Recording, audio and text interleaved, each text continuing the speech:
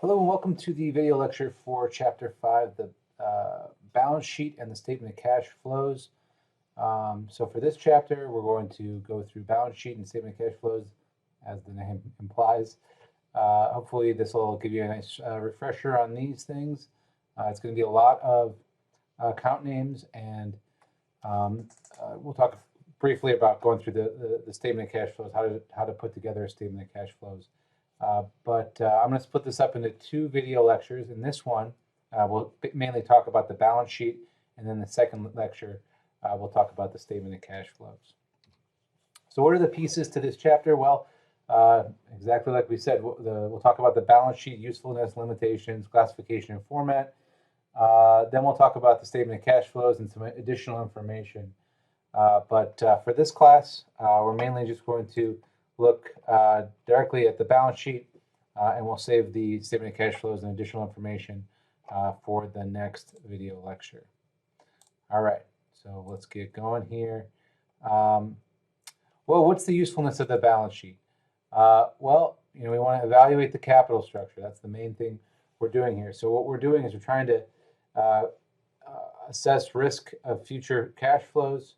We want to know, if the company is going to be able to pay its bills, and the way we do that is we analyze the company's liquidity, which, if you guys all remember, it's the ability or ease with which assets can be converted into cash. So I may have all sorts of different assets, buildings, cash, accounts receivable, all sorts of different stuff. Some of that can be converted into cash much more quickly. For example, accounts receivable are much easier to convert into cash than a building is. Right? We have to go through the whole process of selling a building. So property, plant, and equipment would be less liquid than accounts receivable, where we just have to collect our payment. So liquidity is really important. We want to be able to assess if a company is able to take its assets and turn it into cash so they can pay bills. And the other thing that we want to analyze is the solvency of a company, the capability of a company of meeting its financial obligations. So clearly, liquidity and solvency are very related, and they both so solvency is, can I pay my bills? Liquidity is, can I turn my assets into cash? Well, one of the reasons we might want to turn our assets into cash is to pay our bills. Together, liquidity and solvency represent a company's financial flexibility. And that's the ability of the enterprise to take effective actions to alter the amount and timing of cash flows so it can respond to unexpected needs and opportunities. So if you have a liquid assets and you're solvent, you're able to meet your financial obligations, you have some financial flexibility.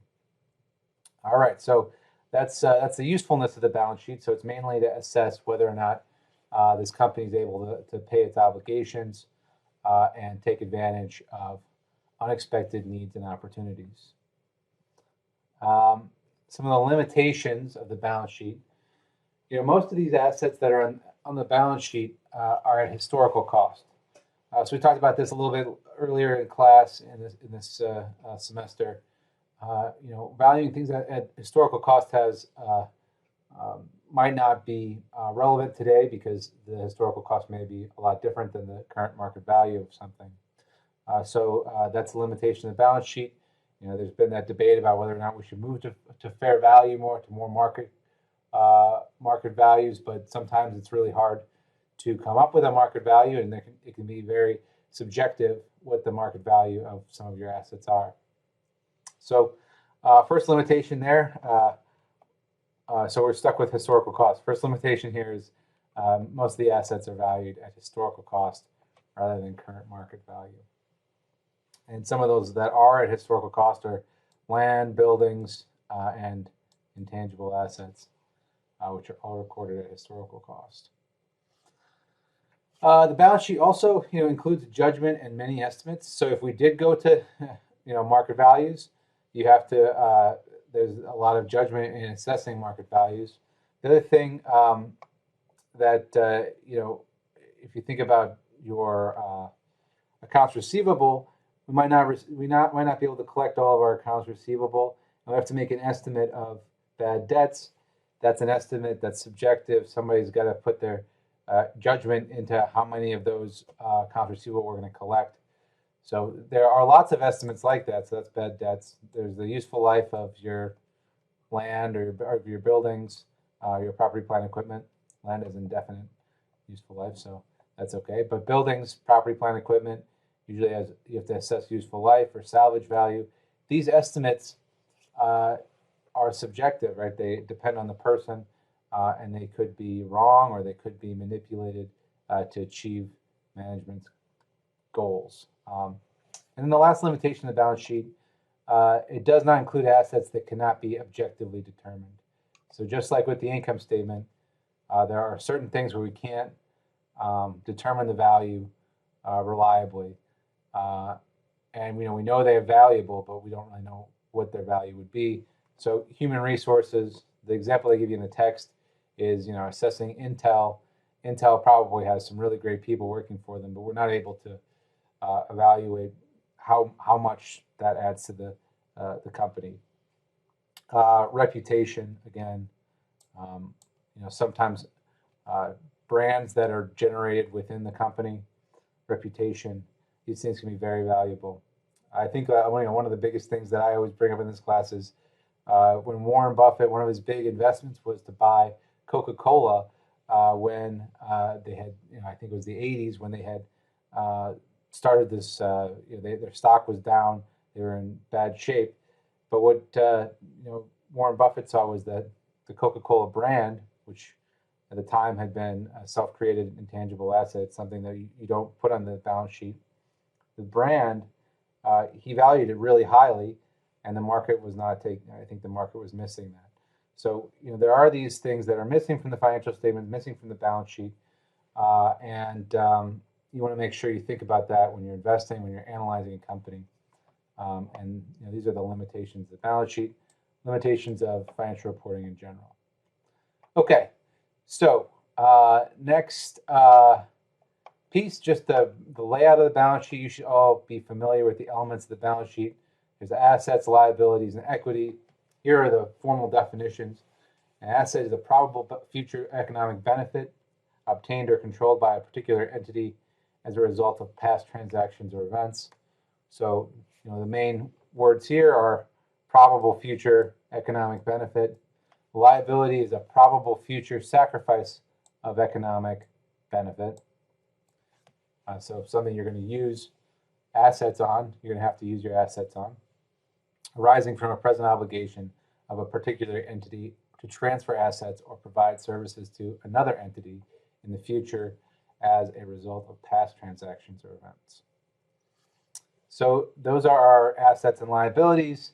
Our equity is the residual interest in assets that remains after deducting liabilities. So another word for equity is net assets. It's assets net of their liabilities. In a business enterprise, so the standard company you'd see trading in the stock market, equity is the ownership interest. So it's the interest that you would have as a stockholder. As a stockholder, you own part of the company. The interest you have in the company is the assets minus the liabilities. That's the equity. All right. So those are the elements of the balance sheet.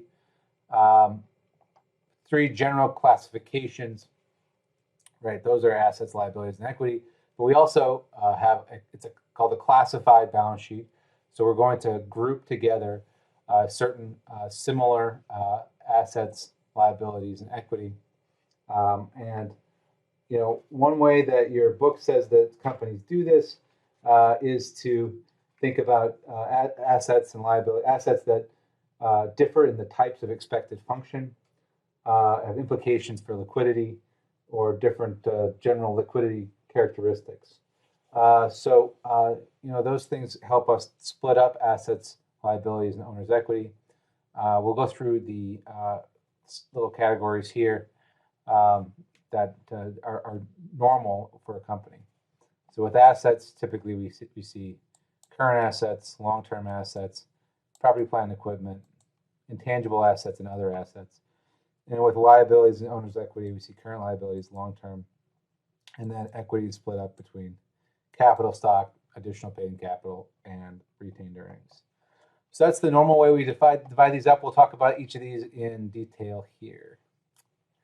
So current assets, the first element of assets that appears on the balance sheet, the first subcategory, is cash or other assets a company expects to convert into cash, sell, or consume, either in 1 year or the operating cycle, whichever is longer. So that's an important definition to remember. A current asset is an asset that's going to be converted into cash or consumed within 1 year or the operating cycle, whichever is longer. So, I don't know if you guys remember what the operating cycle is. It's the time between when a company acquires materials and supplies and when it receives cash for sales of the product.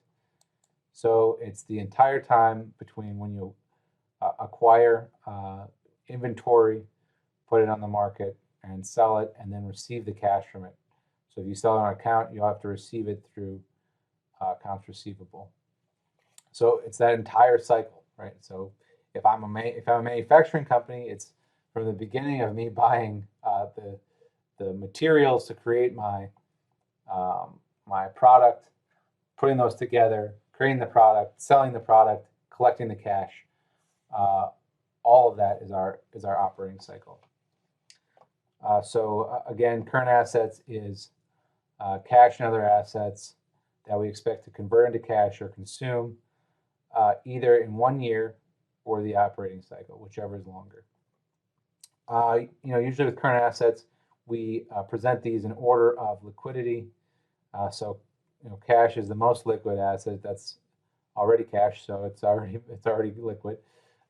Then short-term investments comes next, receivables after that, inventory, and prepaid expenses finally. So this is how we're going to present them. Make sure that you know this sort of this order of presentation. So again, cash is the most liquid, so that goes first. Short-term investments is second, because that's also very liquid. We're able to sell those investments on the stock market, GE stock or Apple stock. It's pretty quick. We can go on there and sell those. Usually, if they're liquid stock, we can if it's a liquid equity market, we can sell that stock pretty quickly, turn it into cash. Receivables, it takes a little longer to collect receivables, right? We have to go out and get someone to help us collect them. Maybe some of them won't come in, but we still expect to collect receivables pretty quickly, depending on the terms that we lay out there. And the next one's inventories. Inventories takes a while to turn inventory into cash because we have to sell the inventory, and then the inventory might result in receivables that we have to collect later on. And then finally, prepaid expenses. Obviously, things can vary with prepaid expenses, but we usually classify these as the last item in current assets. All right. So review. For most companies, the likely order of presentation for current assets is going to be B, cash, accounts receivable, inventories, prepaid items. All right. I'll quiz you guys on that again in class on Tuesday. The other part of assets on the balance sheet are non-current assets. These are assets that don't qualify for presentation under the current heading. And they might be listed under several separate headings. It could have investments that are long-term investments, securities, assets held for speculation, things like that. Now, we saw investments also show up as a short-term current asset, but it all depends on management's intent with investments, right? So if management intends to hold an investment for over a year or the current operating cycle, whichever is longer, then we would classify them as non-current assets. There's property, plant, and equipment, and that's probably the classic non-current asset that you guys are used to. Land, buildings, machinery, tools, these things have a long life. Intangible assets are another non-current asset. So these things are like goodwill, patents, trademarks, or franchises. These things generally have a long life. Intangible just means that we don't actually have something. It's more of a concept. There's nothing really tangible we can grab a hold of. Like a patent is an idea, a trademark is a idea as well. These things are not we'll talk in more detail about these, but they usually have a long life. So we classify them under non-current assets, and there's an other category that could be filled with lots of things, right? All right, so let's quickly talk about long-term investments. What types of investments are there that are long-term? Well, you could have securities. Again, if you're planning on holding them for a long period of time, securities might not be a current asset. They could be a long-term asset. We could have fixed assets. So you might have an investment in a building, but it's not part of your normal operations. If it's an investment in a building, but you don't actually use the building for your operations, that's considered a long-term investment. That's not considered property, plant, and equipment. So it's something to keep in mind. So you could have fixed assets that are a long-term investment. You could have some special funds. We'll talk about a few of those. A pension fund's a good example. We might put away some money for our pension. That's probably going to be due a long time ahead when people start to retire. And then non-consolidated subsidiaries or affiliated companies. We could have an ownership interest in another company, but we haven't yet consolidated it because we don't have enough ownership to actually have control over that company. So we'll talk about all these investments in a lot of detail later on. Here's an example of a balance sheet with these sorts of investments. Here are securities, investment in ABC bonds, investment in UC Incorporated, and some notes receivable. You could have stocks, bonds, long-term notes. For marketable securities, it all depends on management's intent to determine whether we have current or non-current classification. So if management intends to sell a investment within a year or the operating cycle, whichever is longer, then we would classify them as a current asset. But if we plan on holding them for a long period of time, these marketable securities, then we classify them as a long-term investment. Just a quick note on these: investment in ABC, investment in UC Incorporated, or investment in UC Incorporated. This could be an equity investment, but we own a large chunk of it, so we have some control over that company. We'll handle that a little differently than if it's a marketable security, where we just have a very small investment in the company. And we're going to talk about that in a lot of detail when we get to the last exam in this class. So that's investments. These things can be, the biggest thing to remember here is if you have investments in securities, long-term investments. If you have long-term investments, it all depends on intent. If you intend to hold them for a long period of time, longer than a year or the operating cycle, then we're going to classify them as long-term investments. If we plan on trading them within a year or the operating cycle, we classify them as current assets. The next piece here is a special fund. So you might have funds for specific purposes. A sinking fund usually is a fund that they set up to pay off bonds. So if I issued some debt, that means I'm borrowing money from investors. I have to pay them back at the end of the bond, and it's usually a large cash payment. So companies will set up a fund to kind of accrue some money to pay off that debt. That's typically a sinking fund. That would be a long-term investment. A pension fund, again, pension funds are, you're going to have big cash payments in the future when your employees retire if you're offering them a defined benefit pension plan. And so your payments in the future to these employees, you're going to set aside money for that and then eventually pay them out. This would be considered a long-term investment. And then the cash surrender value of life insurance. Again, this came up in one of the problems that we did last week. If you have a life insurance policy on the CEO, you expect the CEO to be alive for quite a while, but when he passes away, you're going to earn some money on that investment policy. So if you plan on holding this life insurance policy for a long period of time, over a year of the investment cycle, or a year of the operating cycle, then that's going to be classified as a long-term investment. So these are special funds that we set up for specific purposes, and and we classify them as non-current assets. All right. So the next thing is non-consolidated subsidiaries or affiliated companies. You might have an investment in a company and you haven't consolidated it, so you own a large portion of that company. If you're using this to control that company or to have some influence over the company, we're going to treat that as a long-term investment. All right, property, plant, and equipment is the next section we'll talk about.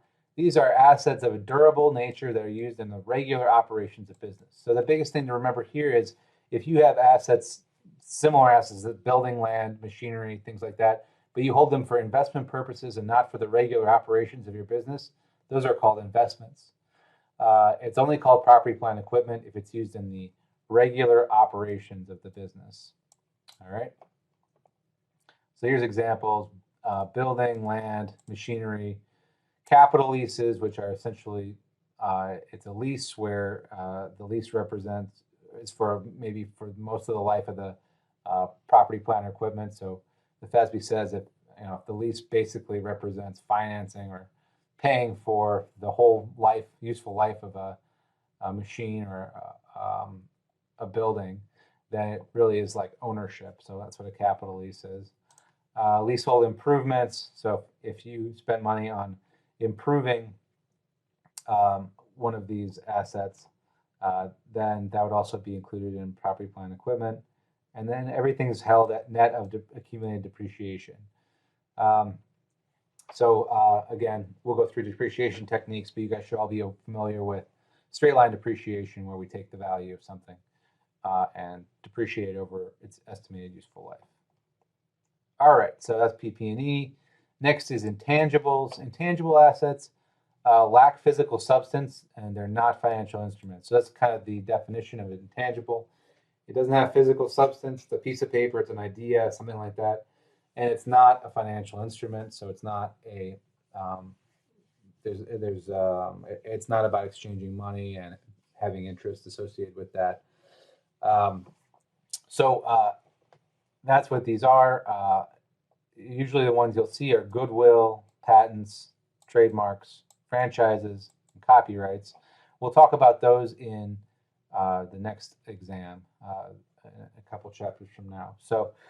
But the thing to remember is there's two types. There's limited life ones. These ones, if you can determine how long they're good for, they have a limited life. And so, I think there's some rules around how long a patent's good for.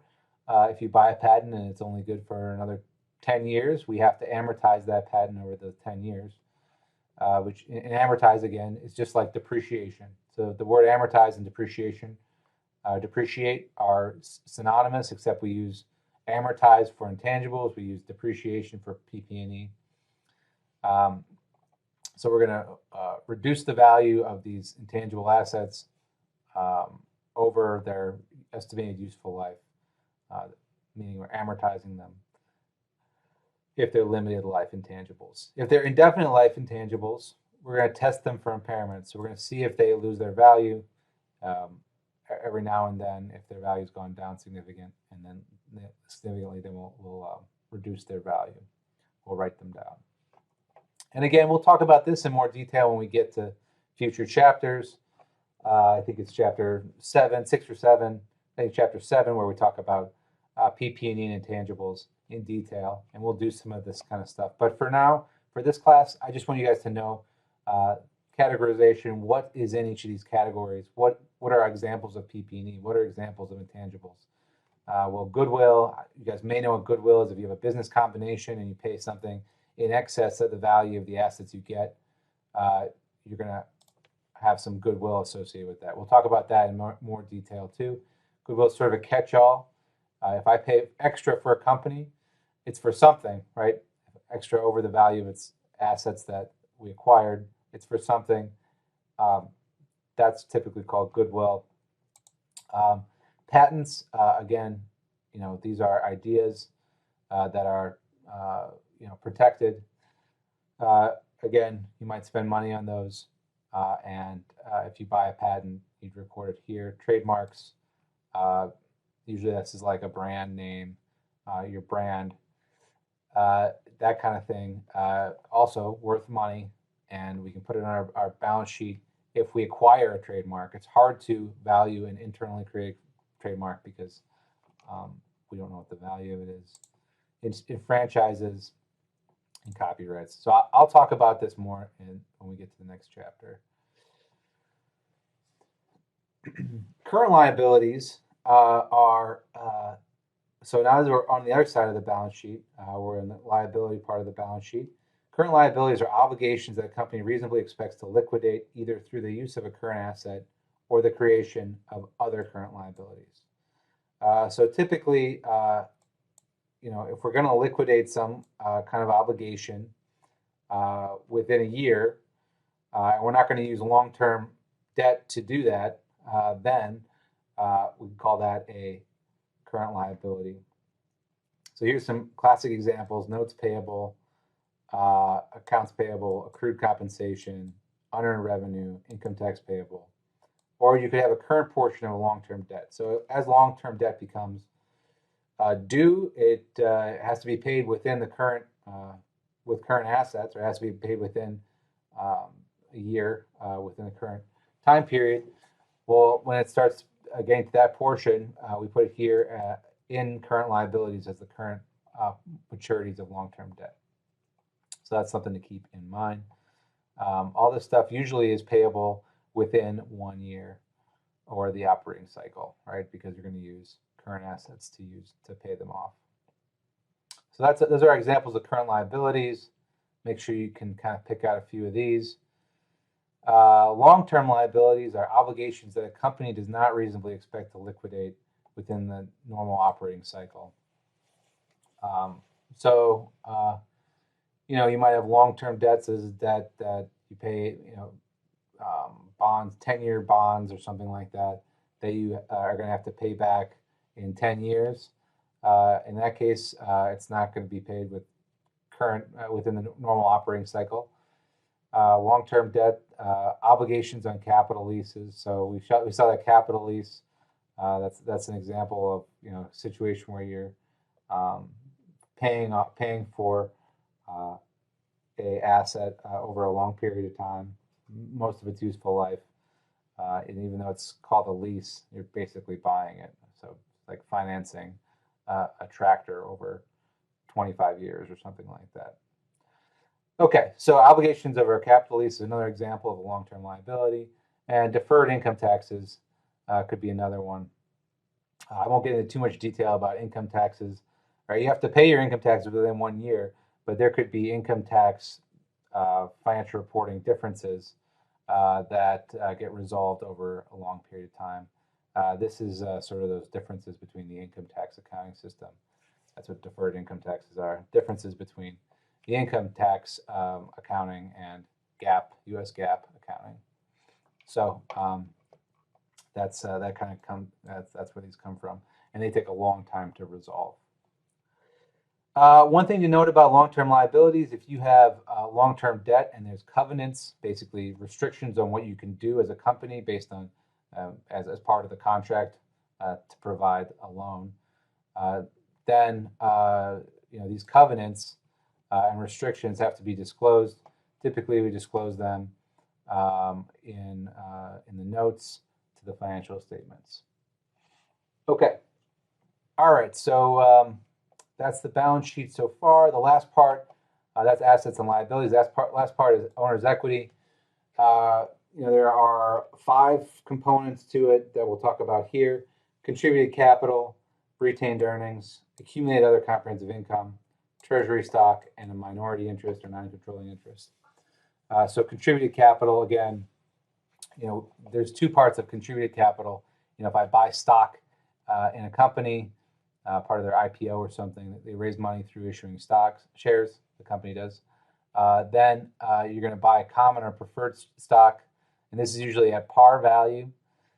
If they issue stock for an amount greater than the par value, so let's say the par value is $1 and they issue stock for $20 per share, $19 of that, $1 of that stock issuance would go here to common and preferred stock in that account, and then the $19 what else would go to additional paid-in capital. So this is amounts of contributed capital in excess of what you would spend on the common stock, the par value of the common stock. So this is contributed. This is capital that's contributed by the owners of the company, by the stockholders, and so that's that part of it. There's retained earnings, which again we talked about a bunch already. That's when net income is reinvested in the company and not distributed out as dividends. So it's an accumulation of net income in the company that isn't distributed to owners as dividends.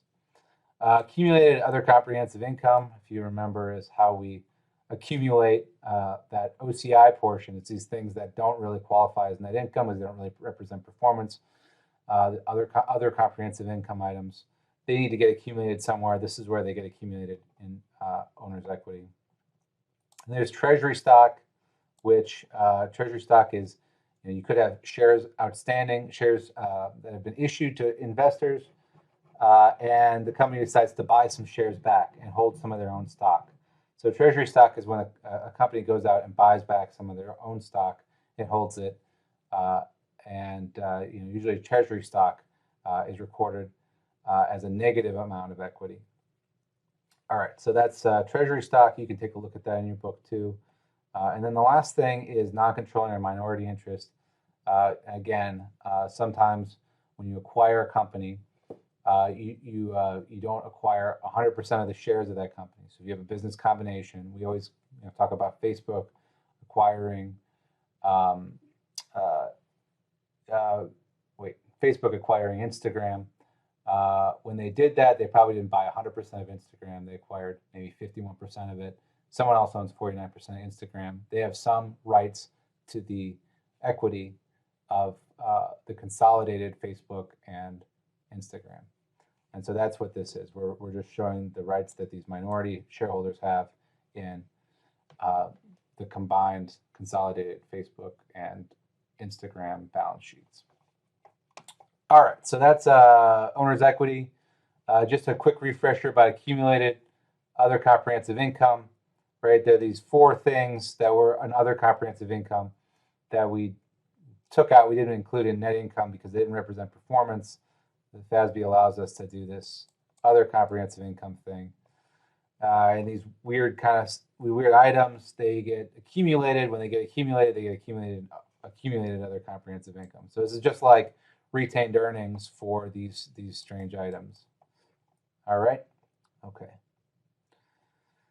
And then minority shareholders, we talked about this a little bit, right? We have a consolidated balance sheet. You may have bought, Facebook may have bought 51% of Instagram. The other 49% is owned by some outside shareholders. We have to show their interest in that equity. So with minority interest, it's reported as part of owner's equity. And it's also clearly listed separately from the parent owner's equity. All right, so that is, I think, the end of the balance sheet. Next video lecture, we'll talk about the statement of cash flows, and we'll finish up this chapter.